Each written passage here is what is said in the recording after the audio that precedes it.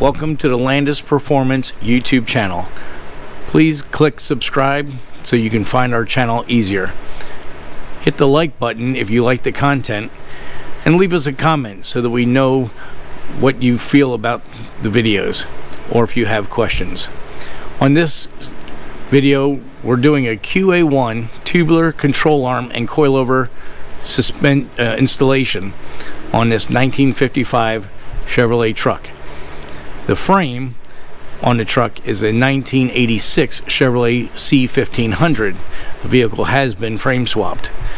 So we remove all the original components, and there's a bracket that has to be removed between the frame crossmember and the upper frame rails. It has 4 hot rivets in it, and they have to be removed. I prefer to drill them out. I use an 1/8 inch drill bit and then step up in 2 increments all the way up to 7/16. You can use a torch to burn them out, but that does make a lot more mess. So I prefer this method.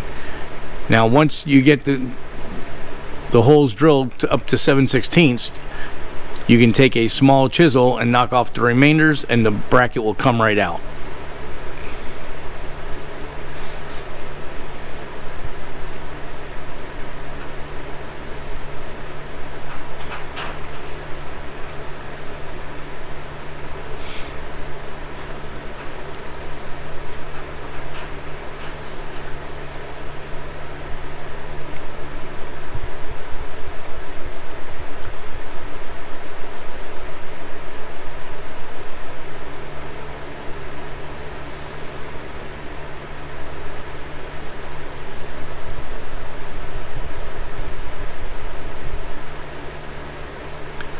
Once the bracket is out, we'll use the new QA1 coilover mount bracket, and we're going to put it on top of the frame and mark the frame where it needs to be cut.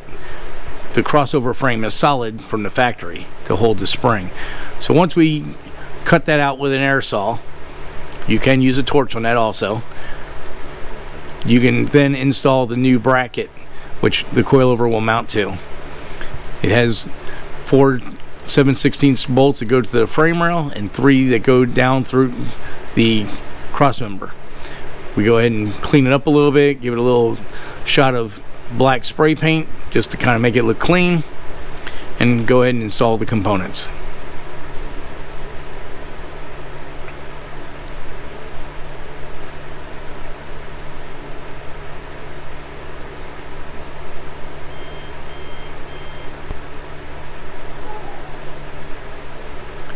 All the hardware should be tightened to the specs in the QA1 instruction booklet.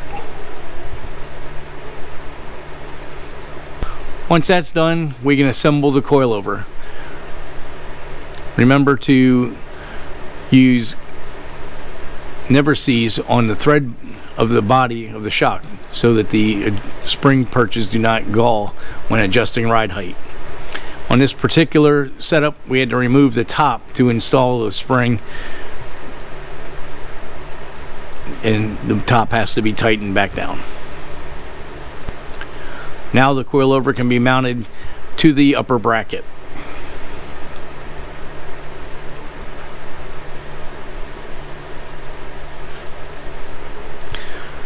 Now we can install the lower control arm. There is a dowel on the frame on the front side that the crossbar has to be lined up on. The kit also comes with new U-bolts that go to the frame.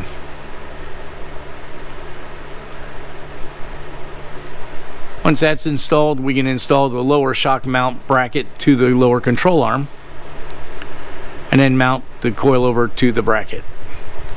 Again, tightening all the bolts to spec.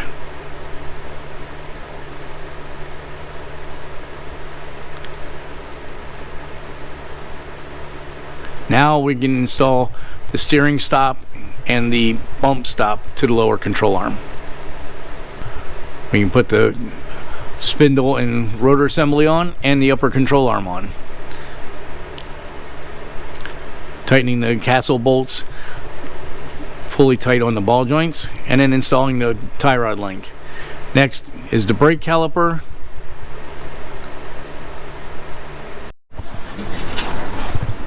Okay, so here's the final product.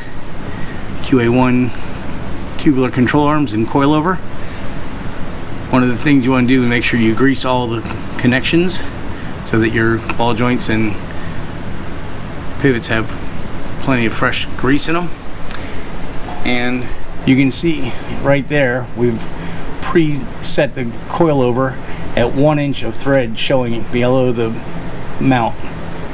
Now on coilovers, the spring has a rating. These springs are 750 pounds, which means at each inch of compression, the spring raises 750 pounds. So at 1 inch, it's 750 pounds.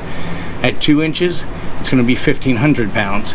So that's why we want to put 1 inch of preload, and that will give us our starting point for ride height. Now, if the vehicle sits too low, we simply have to jack it up and turn the spring mount up higher, and that will raise the vehicle. So we're ready to put the wheels on and see where we're at. Okay, here it is, finished product. 1955 Chevy pickup with an 86 C1500 frame swap. We put the complete QA1 suspension underneath it.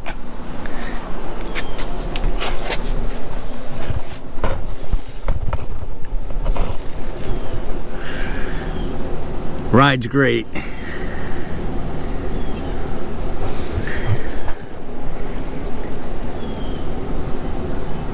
Hope you enjoyed the video. Subscribe, click like if you liked it, leave comments.